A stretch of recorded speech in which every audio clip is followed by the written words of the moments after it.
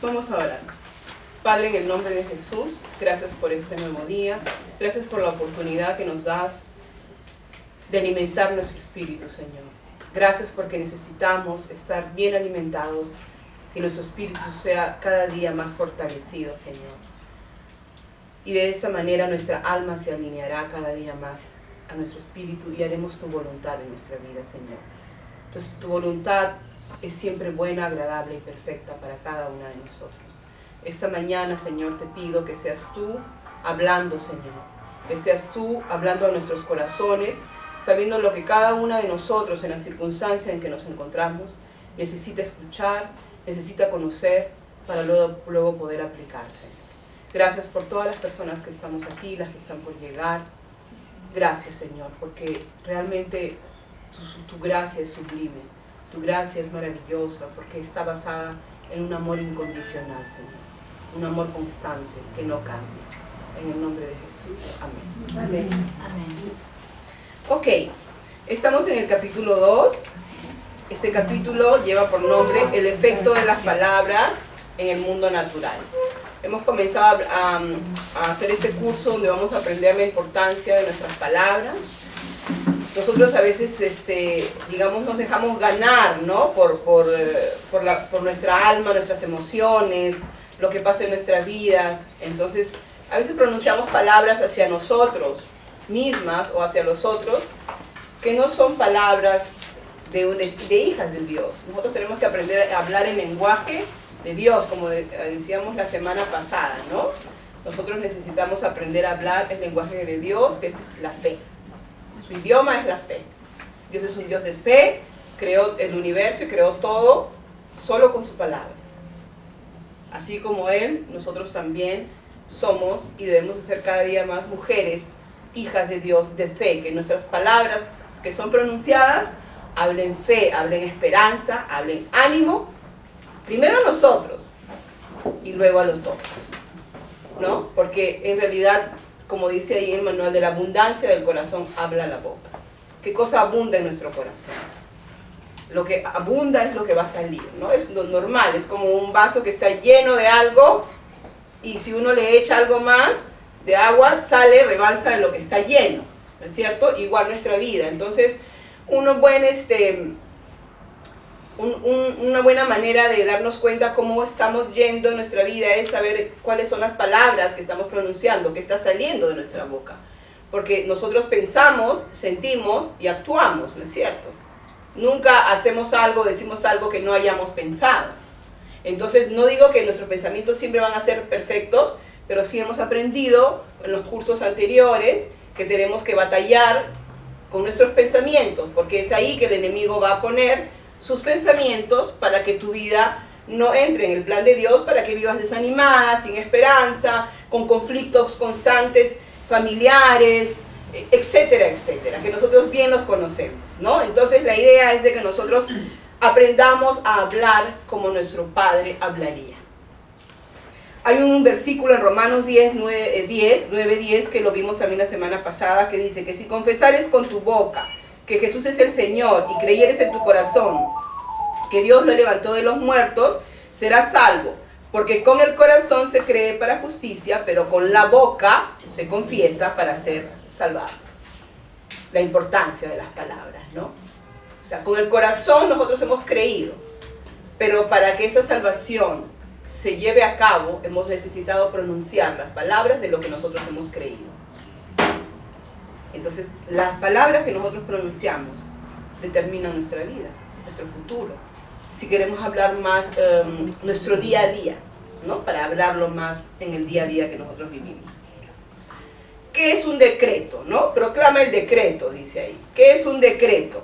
Un decreto, la palabra decreto viene de un término que procede del latín decretum. Es la decisión de una autoridad sobre la materia en que tiene competencia, o sea, una materia que domina, ¿no? O sea, realmente es la decisión de una autoridad, es la decisión de una persona que tiene autoridad, en este caso, Dios, nuestro Padre. Él es la autoridad suprema, no hay nadie que pueda pronunciarse sobre lo que Él quiere pronunciarse.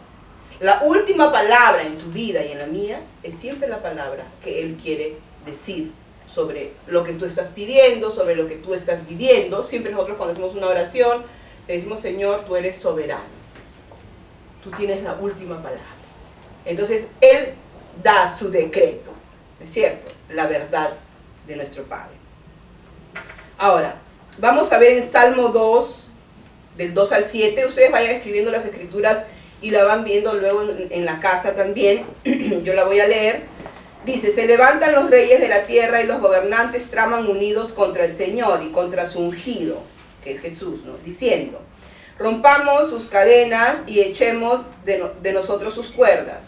El que se sienta como rey en los cielos se ríe, el Señor se burla de ellos. Luego les hablará en su ira y en su furor, los aterrará, diciendo, pero yo mismo he consagrado a mi rey sobre Sión, mi santo monte.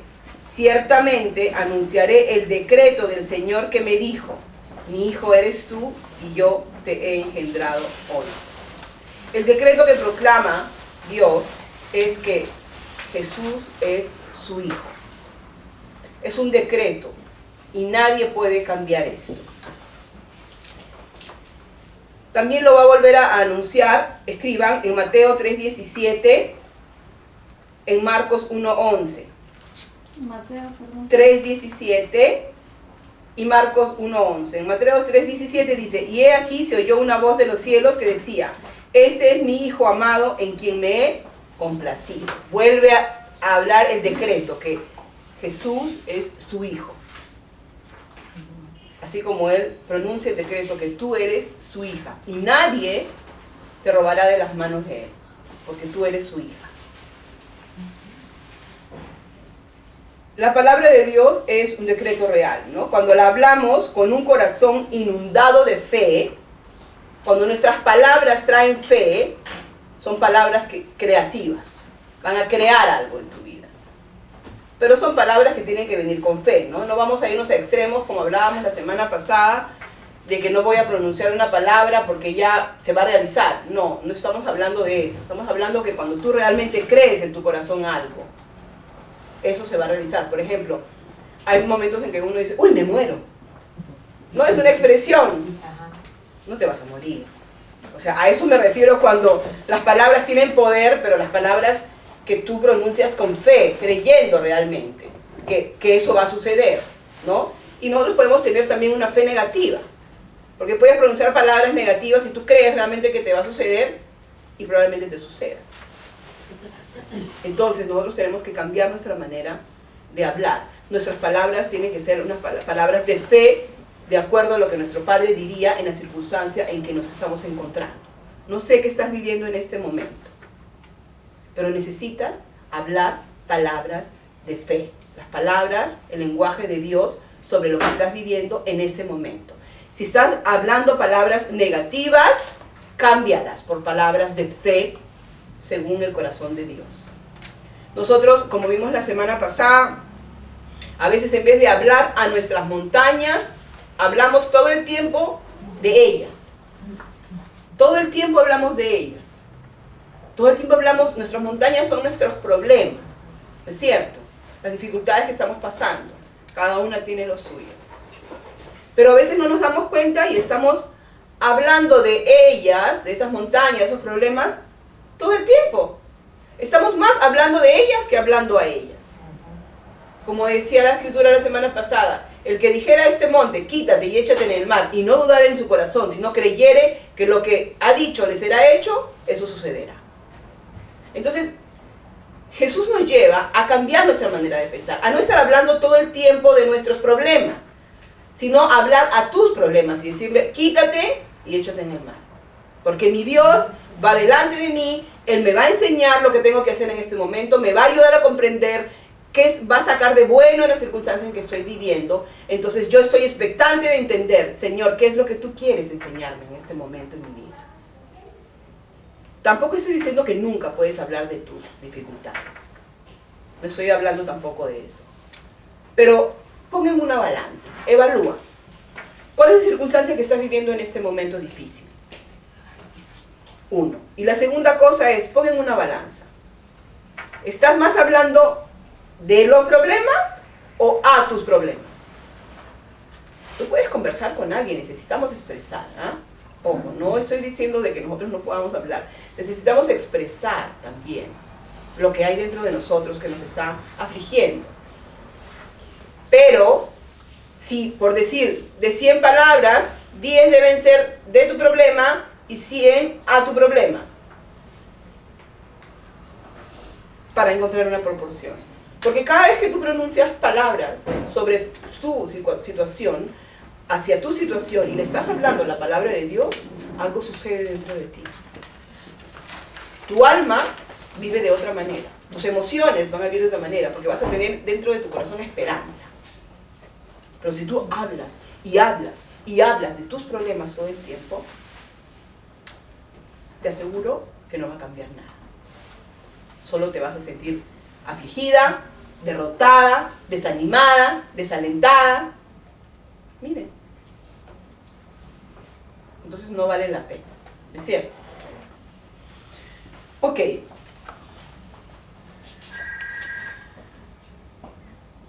Punto número 2. Podemos optar por el plan de Dios. Ustedes van a ver en su manual que muchas cosas de las que estoy diciendo no están, porque ahí es cada punto que voy a tocar. Ustedes pueden escribir lo que toca el corazón de cada una, ¿no? Cada una tiene una situación diferente y Dios con la misma palabra habla de diferentes maneras a cada una de nosotros. El punto número 2 es, podemos optar por el plan de Dios. Salmo 139, del 13 al 16, vamos a leer un minuto. Salmo 139, versículo del 13 al 16. Porque tú formaste mis entrañas, me hiciste en el seno de mi madre. Te alabaré porque asombrosa y maravillosamente he sido hecho. Maravillosas son tus obras y mi alma lo sabe muy bien. Qué precioso, ¿no? Si algún día piensas que no eres maravillosa, es una mentira. Es una mentira. Dios es un Dios de fe, así que para Él tú eres maravillosa. No importa los errores que hayas cometido ayer. ¿Te has arrepentido? ¿Has ido donde Él y decirle, Señor, perdóname, papito, yo no quiero ser así, yo quiero ser otra persona? Y gracias, Padre, porque estoy caminando hacia Él. Porque también a veces no nos damos cuenta, pero podemos hacer oraciones negativas, ¿no? Parece muy espiritual, ¿no? Pero cuando le dices, sí, otra vez me he equivocado, sigo en lo mismo, soy terrible, no cambio, Señor. Ay, no, yo digo, a veces Dios dirá, ¿no? Ay, hijita. No es lo que Él piensa de ti, ¿no? Es lo que tú piensas de ti. Pero Él, ¿qué piensa cuando tú vas a Él? Hijita, no te preocupes, yo estoy contigo, vamos a ir adelante, vas a ir cambiando esas cosas, yo te amo igual, yo te aliento, te doy fuerza. Eso es lo que te diría Él. Entonces, ¿por qué tú haces una oración de víctima? Pero Isabel, ¿hay oraciones de víctima? Sí. Sí, también. Hay oraciones de queja constantemente hacia Dios. Ya no te quejas a las personas, pero a Dios te paras quejando todo el tiempo. Entonces cambiemos nuestras palabras también mientras oramos. Reconozcamos que hemos fallado. Padre, perdóname, he fallado, yo quiero ser una mejor persona, pero gracias, Señor, porque tú estás conmigo, tú me alientas, tú me das fuerza, tú me amas, tú me motivas. Otra cosa, ¿no? Sobre todo tu alma comienza a sentirse diferente cuando tú oras de esa manera. Entonces, si no te ves maravillosa, lo siento porque eres maravillosa. Acá en el Salmo 139 dice, el salmista dice, alabaré porque asombrosas y maravillosamente he sido hecho. Maravillosas son tus obras. Tú eres una obra de Dios, por consecuencia tú eres maravillosa. En Efesios 1, capítulo 1, versículo del 3 al 5, dice, bendito sea el Dios y Padre de nuestro Señor Jesucristo, que nos ha bendecido con toda bendición espiritual en los lugares celestiales en Cristo Jesús, según nos escogió, en Él nos escogió antes de la fundación del mundo. O sea, antes que fuera creado la tierra, todo, Ya Él te había escogido. Dime si no es un Dios de fe. ¿Para qué? Miren lo que dice después. Para que fuéramos santos y sin mancha delante de Él. En amor nos predestinó en adopción como hijos para sí mediante Jesucristo, conforme el beneplácito de su voluntad. O sea que nosotros pertenecemos absolutamente al plan de Dios. Y tenemos que optar por ese plan. Bueno, ya hemos optado por ese plan. Si estamos aquí, hemos decidido entrar en el plan de Dios. Ahora, en realidad es asombroso ver cómo en este salmo el plan de Dios fue establecido en el mundo espiritual. ¿Se dan cuenta? Porque Él dice que antes de la fundación del mundo, o sea que antes que Él creara toda la tierra, todo, Él ya nos había escogido. Entonces, en realidad el plan de Dios para tu vida y la mía tuvo lugar en el mundo espiritual. ¿Me dejo entender? Porque no existía nada todavía. La cita bíblica, sí. Efesios capítulo 1, versículo del 3 al 5. Capítulo 1, versículo del 3 al 5. Entonces, nosotros, el plan de Dios para mi vida y para tu vida comenzó en el mundo espiritual. No comenzó cuando naciste. Antes de que creara la tierra, ya Dios se había escogido.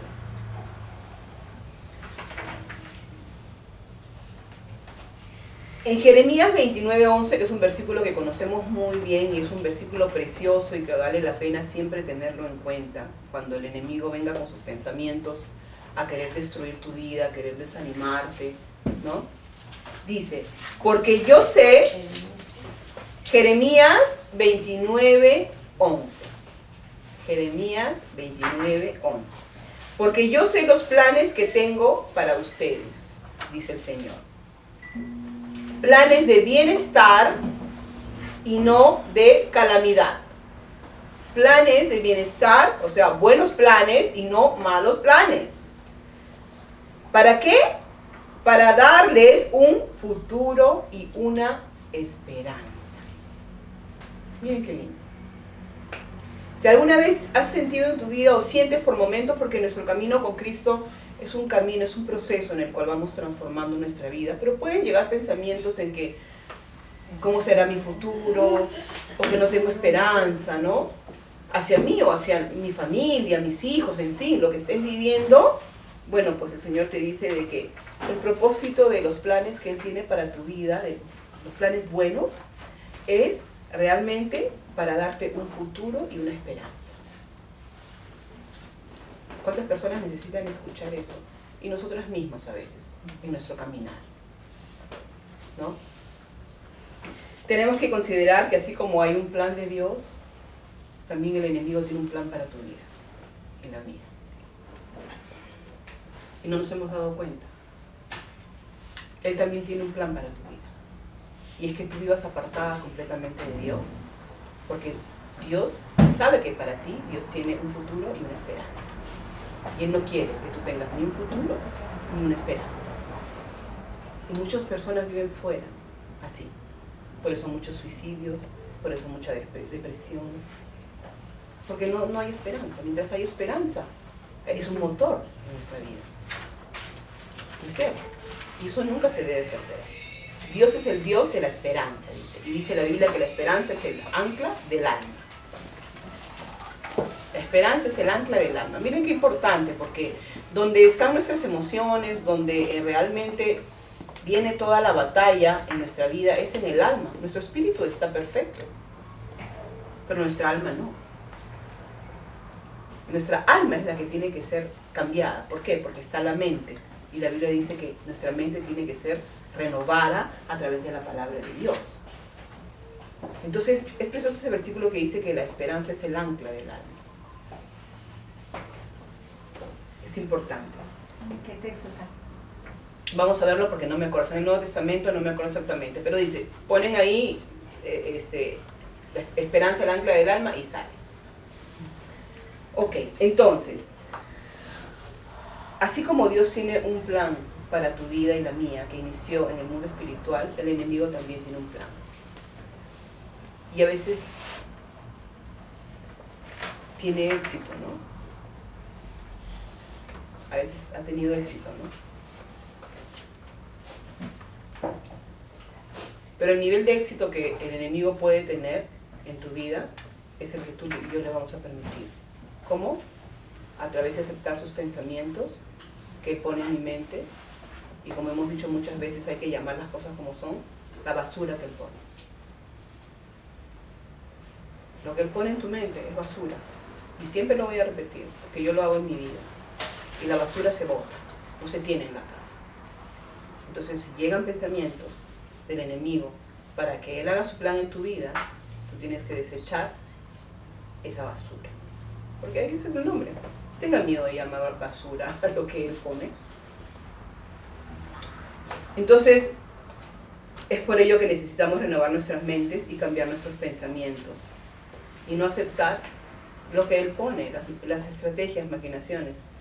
Hablaba hace un minuto con una de ustedes. El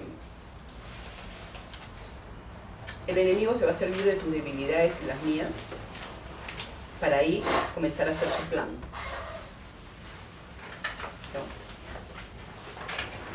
Por ejemplo, una persona me decía, esta persona se hace mucho la víctima.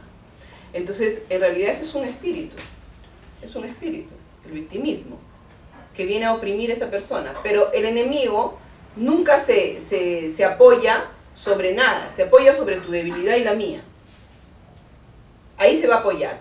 Por ejemplo, esa persona que tiene ese espíritu constante de victimismo, ¿okay? Algo sucedió en su vida realmente, de niña probablemente. Entonces, algo sucedió en su vida que ella optó por este tipo de personalidad en el cual siempre se victimiza, porque de una u otra manera eso llama la atención. O sea, las personas se voltean, te miran, te dicen, pobrecita. Eso es lo que esa persona necesita. Eso es lo que esa persona quiere. Entonces, por eso es de que tú tienes que entender cuáles son tus debilidades. Cuando Jesús fue tentado, ¿no?, por el enemigo, él venía de ayuno de 40 días y 40 noches. ¿Sí o no? Él había ayunado. Y cuando viene tentado, el enemigo le dice, convierte estas piedras en pan. ¿Qué tenía Jesús en ese momento después de 40 días de no haber comido? Hambre. ¿No es cierto? Entonces, por eso siempre nosotros tenemos que reconocer nuestras debilidades. ¿Cuáles son esos puntos débiles en tu vida donde siempre caes? O sea, un punto débil es algo no bueno en tu vida, donde tú caes constantemente. Pueden ser muchos, o sea, no que tengas todos, a eso no me refiero, pero que pueden ser variados en cada una de nosotros. Y es importante siempre reconocerlos, para que tú te puedas fortalecer en ellos, para que puedas realmente ser sanada, ¿no? Como decía la canción, ¿no? Las cadenas Jesús las puede romper. Una cadena es algo que no termina, que no termina, que no termina, que no termina.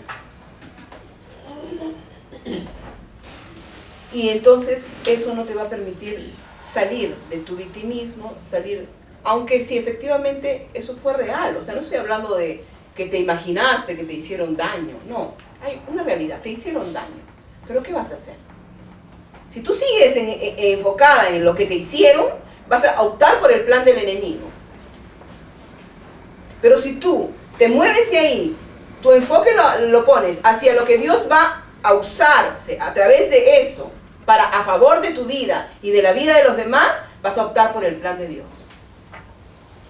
¿Me dejo entender? Si tú te quedas en ese daño que te hicieron y no cambias y continúas en eso y pensando en eso, en lo que te hicieron y por qué te lo hicieron y qué tal raza y yo era niña o yo de esto, yo era la mejor esposa, yo era la mejor mamá y sin embargo mi hijo se fue y yo esto, y sigues en eso y sigues en esto y sigues en esto, tu alma se va deteriorando y se va deteriorando cada vez más. Y te vas alejando del plan de Dios y estás entrando al plan del enemigo que quiere que te enfoques en lo que te hicieron para que tú no te enfoques en el plan de Dios y en lo que Dios puede realmente hacer, sanándote, liberándote, rompiendo las cadenas y enfocándote nuevamente en el plan de Dios.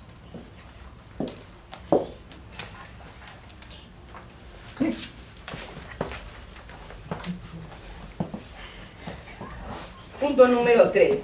Creado y sustentado por la palabra de Dios. Creado y sustentado por la palabra de Dios. Sustentar significa sujetar o servir de apoyo a una cosa para que no se caiga. Un sustento, una base, algo sobre el cual yo me puedo apoyar. Entonces, si yo hablo que he sido creada y soy sustentada por la palabra de Dios, la palabra de Dios es el apoyo de mi vida, es la base de mi vida, es sobre la cual voy a basar mi vida. Sabemos por la palabra de Dios que Dios sustenta todo. Las estrellas no se caen porque Dios las está sustentando. ¿No se habían dado cuenta? ¿No? Es así. Todo está en su sitio porque Dios lo sustenta. Personas, hemos podido pasar cosas terribles y hemos visto personas que han pasado desgracias muy fuertes y nos quedamos sorprendidas cómo pueden seguir vivas. Bueno, pues Dios las sustenta. Tu vida es sustentada por la gracia de Dios. Porque hay dolores tan grandes que pensamos que si nosotros lo viviríamos, no sobreviviríamos. Pero Dios sustenta tu vida y la mía. Dios sustenta los cielos y la tierra.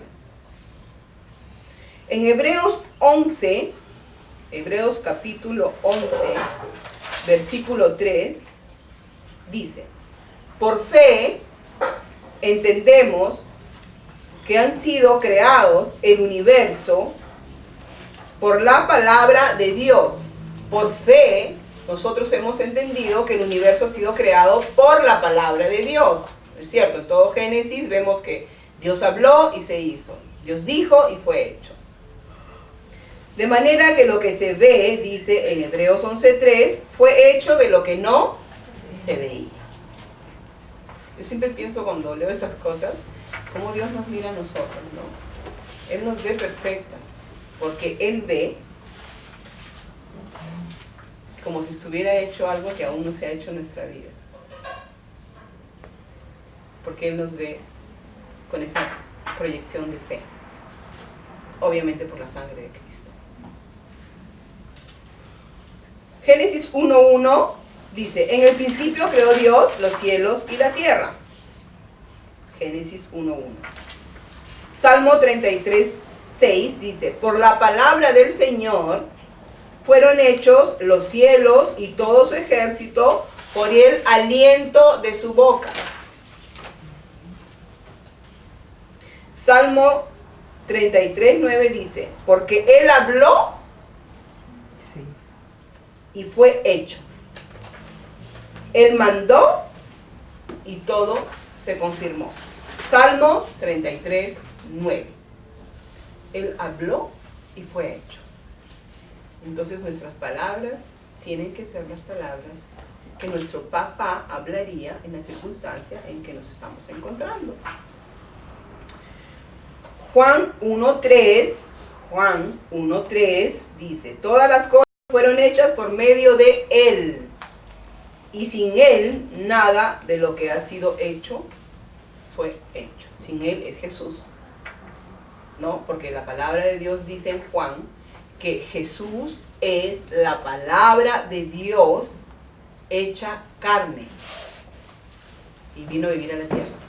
O sea que cuando Dios hablaba y decía: y que sea hecho tal, era la palabra de Dios, era Jesús. Esa palabra, aunque si nos parezca para nuestra cabecita que es chiquita, ¿no? A comparación de Dios, nos parezca un poco, wow, Señor, qué loco, ¿cómo entiendo esto? Bueno, la palabra de Dios, como que uno habla y eso toma forma. Tomó forma en Jesucristo y vino a vivir entre nosotros. Jesús vino para salvarnos, pero también vino para otra cosa, para que tú y yo conozcamos a Dios. Porque Dios es espíritu y nosotros no lo podíamos conocer. Sin embargo, Jesús vino como hombre, como tú y yo, para que nosotros podamos conocer a Dios. Y Jesús lo dijo muchas veces en los evangelios, que si me conocen a mí, conocen al Padre. Cuando le preguntaban, pero ¿cómo podemos saber cómo es Dios? ¿Cómo? ¿Caminan conmigo hace tanto tiempo y no conocen al Padre? O sea, nosotros podemos conocer a Dios a través de Jesús. ¿Cómo se comportó Jesús? ¿Qué hizo Jesús? ¿Qué no hizo Jesús? Ese es Dios. Porque Él vino a hacer las obras de su Padre en la tierra. Hagamos que nuestras vidas sean sustentadas, protegidas y guiadas por nuestras palabras, porque nuestras palabras van a ir siempre alineándose a la palabra de Dios. Nuestras palabras cada día van a ser más palabra de Dios, menos palabra de nosotros. Más palabra de Dios, menos de nosotras. Más hablar a mis montañas, menos de mis montañas.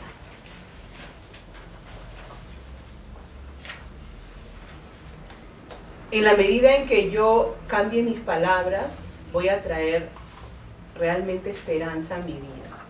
Y no solamente a la mía, sino a todas las personas que me rodean. A mis hijos, a mi esposo, a mis padres, a mis hermanos, etcétera, etcétera. En mi trabajo, ¿no? En las personas con las cuales puedo tener contacto. Es muy importante. Necesitamos evaluar y examinar nuestras palabras. Es importante. A veces hablamos, la Biblia dice, ¿no? que en la multitud de palabras no falta el pecado, dice, ¿no?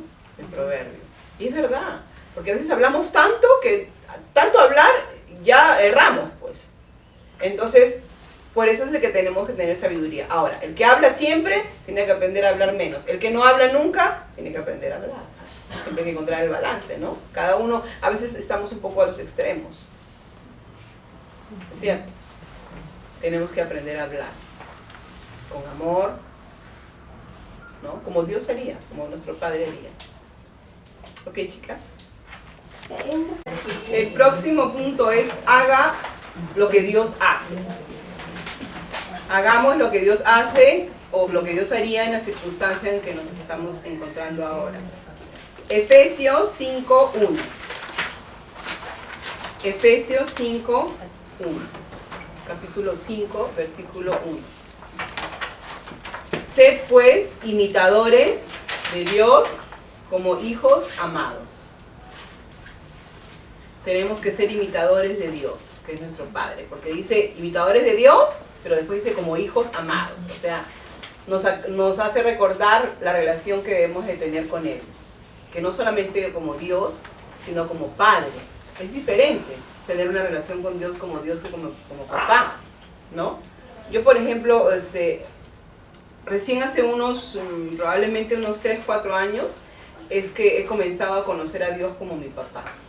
Antes lo amaba, siempre lo he amado, pero como Dios. Entonces, como Dios, yo lo veía como, wow, poderoso, omnipotente, pero a la misma vez, sinceramente, lo veía lejano.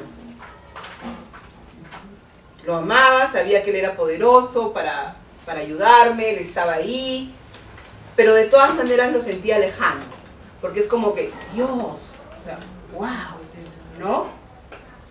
Pero ahora hace más de 3 años es que yo he comenzado a conocerlo como un papá. Entonces, cuando pienso en Dios como papá, es como que mi corazón se emociona, lo siento tan dentro de mí, tan cercano, que tengo otro tipo de relación con Él. Que lo puedo involucrar en toda área de mi vida, en lo más pequeñito hasta lo más grande, ¿no? Puedo involucrarlo en mi vida como realmente un papá, no terrenal, porque a veces cuando queremos conocer a Dios y mezclamos la imagen del papá terrenal que hemos tenido, eso nos un poco distorsiona, ¿no? ¿Quién es Dios como papá para nosotros? Entonces, Realmente he comenzado a conocerlo como un papá que está siempre ahí, que me motiva, que me alienta, que me ama, que me acepta como soy y que no me está juzgando, no me está criticando.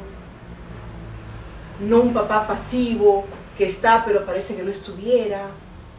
No un papá exigente que nunca está contento con lo que yo puedo dar o lo que yo puedo ser.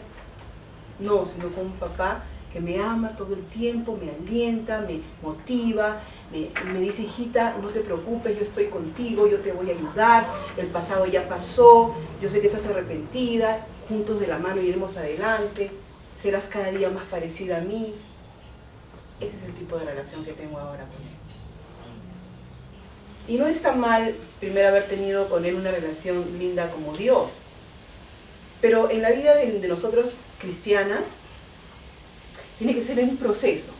Y se van a dar cuenta cómo primero conoces, es que como que Dios se hace conocer en sus diferentes caracteres, en diferentes fases de tu vida. Primero yo lo conocí como Dios, desde niña. Luego pasé años entendiendo quién era Jesús y me enamoré de Jesús de una manera increíble. O sea, era tan evidente para mí quién había sido Jesús y quién era Jesús para mí. Y luego pasé a Dios como papá.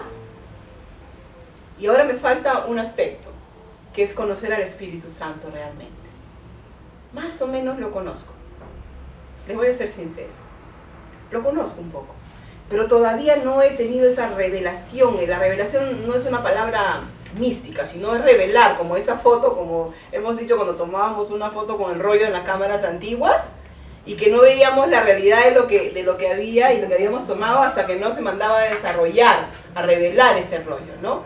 Entonces, es así más o menos la vida que tengo ahora con el Espíritu Santo. Yo sé que después de pasar esta fase de conocer a Dios como mi papito, voy a pasar a la fase de conocer profundamente al Espíritu Santo.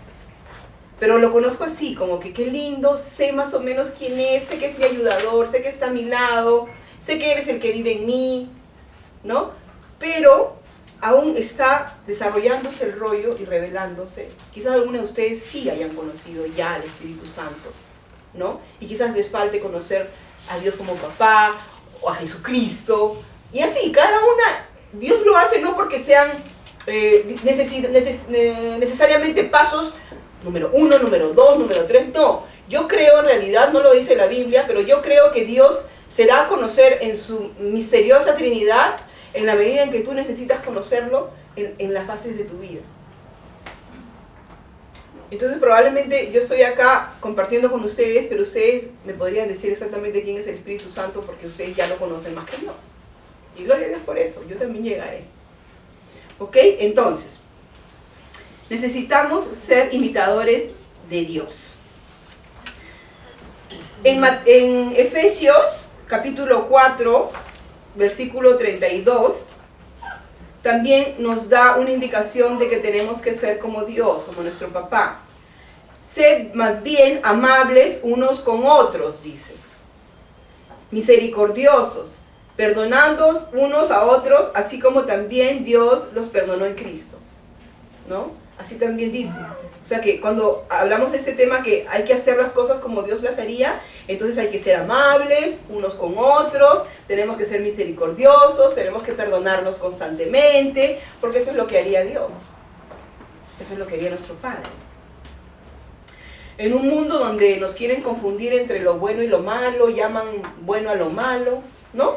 Porque vivimos en un mundo ahora que y la Biblia dice, que hasta lo malo lo llaman bueno. Y que muchas veces si no estás bien sustentado por la palabra de Dios, puedes confundirte. Tienes que estar sustentado, porque la presión externa es bastante fuerte, por ejemplo, con el tema de la homosexualidad, ¿no? Yo me he encontrado en que personas me dicen, pero tú no aceptas. Y yo le digo, yo amo a esas personas. Pero en realidad lo que ellos hacen no es aceptable, no es aprobado por Dios. Pero sí ama a esas personas, y yo las amo también, y no las juzgo. El ser homosexual no es diferente a ser adúltero.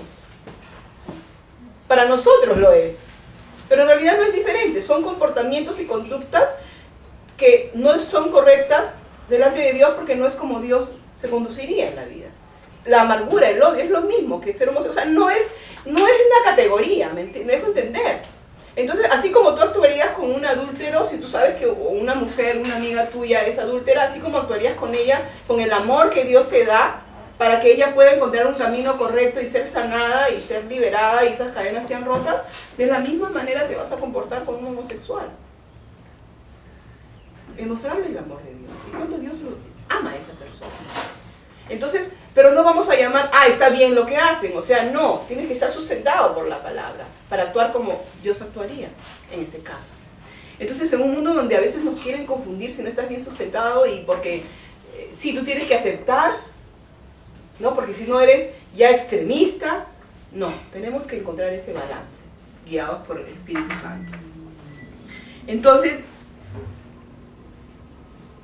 realmente nosotros tenemos que comprender que cuando hay alguna situación en nuestra vida, necesitamos enfocarnos en Dios y decir, Padre, ¿cómo actuarías tú en esta situación?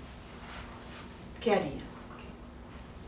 Quiero ser como dice tu palabra en Efesios 5:1, imitar, ser imitador tuyo, ser como tú eres. Punto siguiente, pero hágalo con sabiduría, importante, ¿no? Haga lo que Dios hace, pero obviamente cuando Dios hace una cosa lo hace con sabiduría, ¿no es cierto? Ahora, Primera de Corintios capítulo 9, versículo 19 al 22. Primera de Corintios 9, versículo del 19 al 22. Porque aunque soy libre de todo me he hecho esclavo, dice el apóstol Pablo, para ganar al mayor número posible. A los judíos me hice como judío, para ganar a los judíos. A los que están bajo la ley, como que yo estuviera bajo la ley, aunque no estoy bajo la ley, dice el apóstol Pablo, para ganar a los que están bajo la ley. Entonces, en Mateo hay un versículo muy lindo, Mateo 18:15, Mateo 18:15, dice, y si tu hermano peca, ¿qué dice? Anda y júzgalo. No. Pero es lo que a veces hacemos, ¿no? Es gracioso porque en el momento decimos, no, pero cuando sucede nos viene, ¿no? Nos viene y nosotros, no señor, sujeto mi boca. Mis palabras tienen que ser las tuyas, Señor. Tengo que aprender tu lenguaje. ¿Qué dirías de mi hermano si está pecando? Y acá está la cosa. Mateo 18:15. Y si tu hermano peca, va. Y dice repréndelo. O sea, no repréndelo no es gritarlo. Repréndelo es llamarle la atención. O sea, que puedas llevarlo a la reflexión. Pero importante, a solas, dice Mateo 18:15. O sea, si yo peco, no me vayan a decir, no, me llaman y me dicen, Elizabeth, yo creo que tú estás haciendo, que eso no está bien, por eso y por ese motivo, ¿qué te parece? Si sería mejor así, de repente te podrías ayudar de esta manera, ¿no? Y a solas. No reprender no significa gritar, decir, ¿por qué haces eso? No. Es ser una ayuda a la persona que está en error, ¿ok? Porque tú también vas a estar en error en algún momento. Nadie es perfecto. Entonces, ayudar a esa persona a reflexionar. Obviamente, si la persona no tendrá un espíritu enseñable, o sea, no humilde, bueno, ya eso es otro tema, pero tú ya hiciste correctamente lo que tenías que haber hecho, ¿no? Entonces dice, si tu hermano peca, va y repréndelo a solas. Si te escucha, has ganado a tu hermano. Así actúa Dios. En práctica, lo que nos quiere decir el apóstol Pablo, o sea, no es de que, si tú quieres ganar a un drogadicto, drógate con él. No, no es eso, ¿no? Porque hay que siempre aclarar, ¿no? Quiero ganar a la gente que toma bastante, mi hermano, ¿no? Y vas y tomas tus tragos y te emborrachas con ellos. No, de eso no habla. Eso es lo que está hablando el apóstol Pablo, dice que tú seas capaz de ponerte en el lugar de la otra persona, de cómo la persona está viviendo y sintiendo, y que tú puedas comprender para que tú puedas ayudar a la persona. No juzgarla, sino ayudarla para que salga de esa situación. Ahora, hay momentos en que tú tienes que exhortar a una persona, que no es gritar, sino que es como Cuando ves que la persona sigue en lo mismo, en una actitud que no quiere cambiar y te llama y te dice, sí, porque ya sabes, porque esto, porque lo... A mí me pasó, les voy a contar un testimonio. Hay una persona que me llamó y me dice, tenía problemas con el esposo y me decía, sí, porque él ha hecho eso y él ha hecho eso y yo ya he hecho bastante por él y eso, y siempre me llamaba para lo mismo. Entonces yo le dije un día, ¿tú me llamas para convencerme a mí de que tú tienes que tomar una acción sobre esto? Porque tú me lo dices a mí, como que estás esperando que yo te comprenda. Y la que tienes que tomar la decisión eres tú, no yo. Hay personas que no quieren cambiar su actitud y que simplemente te llaman para desfogar una situación que le pasó en el momento, pero no les interesa cambiar su situación, por miles de situaciones, por dependencias, por lo que quieran. Entonces te llaman para descargar, pero no les interesa cambiar en realidad. Entonces, en esos momentos, obviamente tú tienes que exhortar a la persona. Y yo le dije, ¿me estás llamando a mí nuevamente para convencerme a mí de que tú tengas que tomar una decisión con respecto a tu matrimonio? Yo estoy convencido. La que tienes que convencerte eres tú. Buscan aprobación también. Entonces, obviamente uno también tiene que tener sabiduría, ¿no? Tiene que tener sabiduría. Porque si tú te das cuenta de una persona tiene esa actitud, ¿no? O por buscar aprobación, o por buscar atención sobre todo, ¿no? Quiere que tú se saltes y a lamerle las heridas, como dice, pobrecita, sí, pues el que malo es, ¿no? Pero si eres malo, aléjate. Si esa persona o es mala, aléjate. ¿Qué sigues? ¿Por qué sigues ahí? Evalúate por qué sigues ahí. Hay una dependencia emocional. ¿Cuándo te tienes que separar de esa persona? Cuando esa relación es malsana. No estoy diciendo, yo no estoy a favor de la separación de los matrimonios y los divorcios, no estoy a favor de eso y quiero aclarar, de las personas, ¿no? Que te pero en general, no, quería aclarar también esto porque si alguien escucha, realmente hay relaciones que son malsanas. Si tú estás con una persona que es un psicópata, por ejemplo, tú te vas a enfermar al punto que te vas a volver tú también como él. Entonces tú tienes que tener sabiduría y saber en qué momento tú tienes que cuidar tu alma, porque te vas a enfermar. Y no digo que te separes y te divorcies, te digo que tomes decisiones de repente, separarte un momento, hablar con él, no sé. Ahí depende mucho tu relación personal con Dios. Nadie puede decirte qué cosas tienes que hacer. Exactamente. Yo nunca digo a la persona, haz esto, pero sí le digo, evalúate por qué estás tolerando constantemente estas situaciones. ¿Por qué las toleras? Si tú misma dices que no está bien, que te está enfermando, que estás mal, ¿por qué toleras? Hay una dependencia emocional. Cura, sana ese punto. No estoy diciendo que se separe, le digo, enfócate en ti, en restaurar tu vida, en sanar ese punto. Reconoce que estás teniendo una dependencia, sea con un hijo, sea con una madre, sea con un hermano, sea con un esposo, no estoy hablando solamente del esposo. Hay relaciones malsanas que provocan a tu vida enfermedad, a tu alma. Entonces, regresando al tema de hacerlo con sabiduría, ¿no? Entonces el apóstol Pablo lo que se refiere es de que tú hagas con sabiduría las cosas, tratando a la persona como Dios la trataría realmente, ¿no? Ahora, también hay un tema acá que es importante. Muchas veces las personas que tenemos años en Dios, o somos cristianas de hace años, tenemos un tipo de lenguaje, ¿no? Un tipo de lenguaje bien espiritual, por decir así, ¿no? Entonces, por ejemplo, que hace un momento cuando usé la palabra revelación, les expliqué qué cosa era, porque entonces a veces uno escucha revelación o palabras muy bíblicas, y tú no te puedes relacionar con una persona que no conoce la palabra de Dios con ese lenguaje, porque vas a parecer un extraterrestre, pues, ¿no? Tú tienes que hablarle en el lenguaje que ella o él o esa persona va a comprender, si no decir, te vas a ver recontra espiritual, ¿no? Así, porque el Señor me ha revelado, ¿no?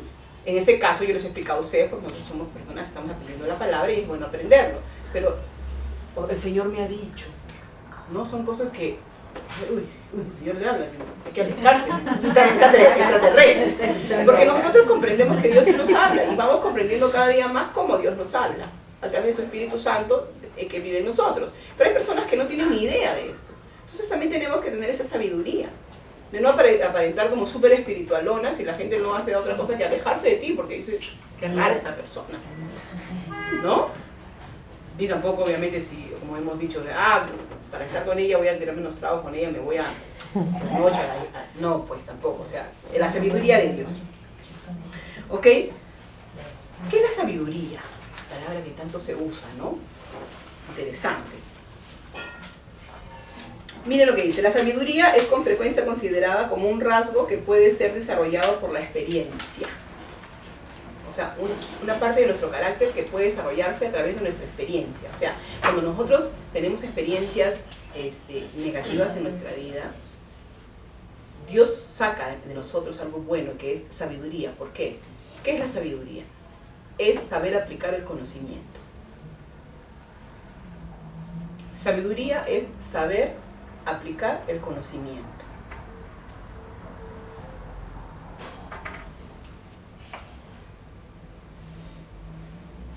Lo podemos aplicar en nuestros asuntos prácticos, cotidianos, ¿no es cierto? La palabra sabiduría es sinónimo de prudencia también, ser prudentes. Entonces, repitiendo el concepto importante, la sabiduría es la forma correcta de aplicar el conocimiento. Es la forma correcta de aplicar el conocimiento. Yo puedo tener conocimiento de la palabra de Dios, pero puedo aplicarlo también en algunos momentos, de manera, por ejemplo, hacia las personas. Si yo le digo, oye, la Biblia dice que te arrepientas, ¿ah? Porque si no te vas a ir al infierno. Estoy aplicando mal el conocimiento, ¿sí o no? Estoy aplicando mal el conocimiento. Entonces, la sabiduría es la manera, en primer lugar, es aplicar el conocimiento. Y en segundo lugar, es aplicarlo correctamente. Cuando muchas veces nosotros le decimos, ay Señor, dame sabiduría, y muchas veces no sabemos ni siquiera qué cosa es la sabiduría, ¿no? Entonces nosotros estamos en algo importante que es el conocimiento. Y cada día queremos conocer más para luego poder tener sabiduría, ¿no? Entonces, en el momento en que yo no aplico mi conocimiento, no estoy siendo sabio.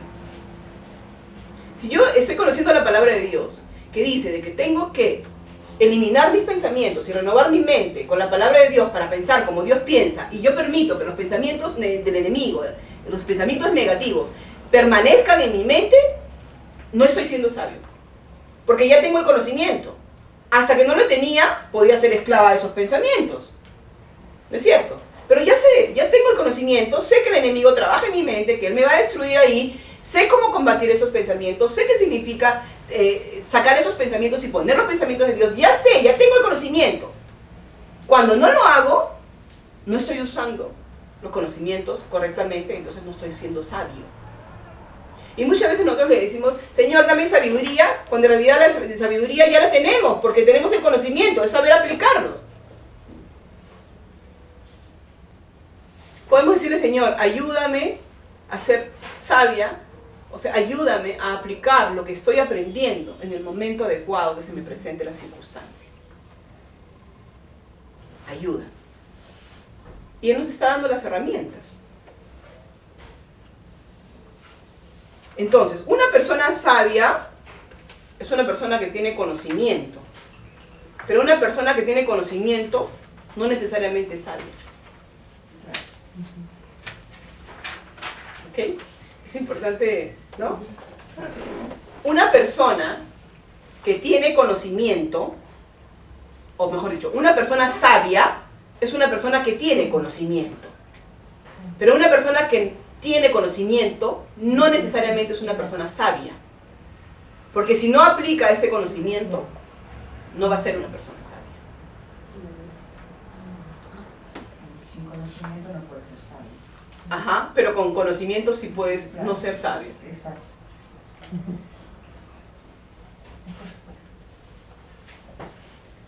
Ok, entonces ya estamos terminando. La sabiduría, ¿no?, es considerada como una de las fortalezas humanas, inclusive en la psicología. Y es increíble porque yo que he venido en esos años realmente trabajando mucho en mi mente a través de la palabra de Dios y compartiendo mucho la batalla de la mente y cómo tenemos que realmente cambiar nuestros pensamientos y yo realmente lo hago, les digo la verdad, chicas, constantemente. No sé si a veces les pasa que hay situaciones, circunstancias y cuando inclusive quieres ir a dormir, tu mente sigue pensando y te viene como un dolor, ¿no? Entonces, ¿qué haces en ese momento para ser sabia? Entonces yo agarro y, por ejemplo, yo tengo mis herramientas, cada uno tiene sus herramientas, yo me pongo mis audífonos para no molestar obviamente a mi esposo Entonces conecto mi teléfono y conecto mis alabanzas. Entonces mi mente comienza a saturarse de lo que dice esas canciones. Y esos pensamientos se van. Y me quedo dormida.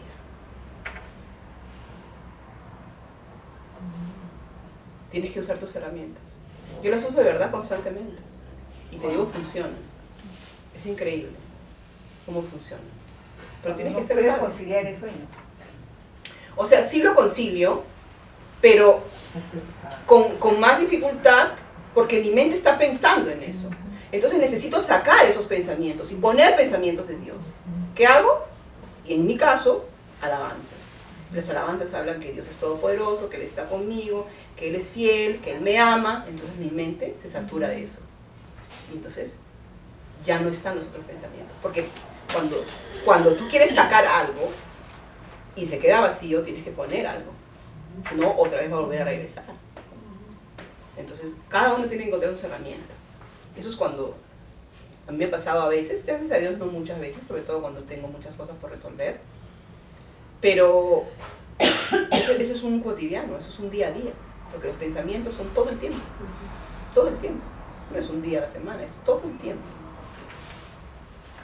Entonces, es también, por ejemplo, la sabiduría, como hemos dicho, en la psicología, es considerada una fortaleza humana, una fortaleza del ser humano, porque te da fuerza para vivir tu vida de otra manera. Tanto es verdad que el pensamiento cognitivo, o sea, en la psicología, si tú vas a una terapia cognitivo-conductual, ellos, ¿qué hacen? Lo mismo que estamos haciendo nosotros.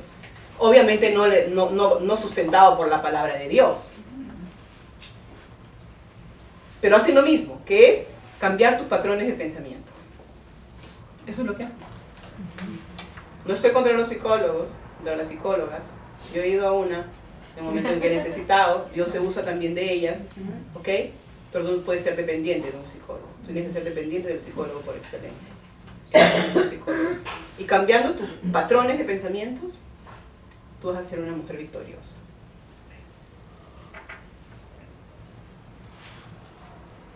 Entonces, la sabiduría es saber aplicar el conocimiento. Nosotros estamos adquiriendo conocimiento de lo que es Dios para nosotros y nosotros quién somos en Cristo Jesús. Entonces ningún pensamiento negativo puede llegar a tu vida porque esa no es la verdad. La verdad es que tú eres hija de Dios, tú eres salvada, tú eres amada, tú eres aceptada, tú eres perdonada, tú eres redimida. Esa es la verdad de tu vida y la mía. Y todo pensamiento que diga lo contrario, tienes que eliminar. Examina tus pensamientos, diagnostica tus pensamientos, dale un diagnóstico. Este pensamiento es malo, fuera. Pongo el pensamiento de Dios. Acuérdense de la mente en descanso. Justo el otro día me acordaba yo misma, porque no hay nada mejor que poder compartir para poder vivir. Yo no comparto con ustedes nada que yo no viva 100% en mi vida. Entonces, me acordaba de la mente de descanso. Señor, yo tengo una mente en descanso. Y una mente en descanso no es una mente en blanco. Una mente en descanso es una mente que piensa los pensamientos de Dios. Porque esos pensamientos traerán la paz que sobrepasa todo entendimiento, que va más allá de las circunstancias y que tú y yo estamos viviendo. Que Dios las bendiga.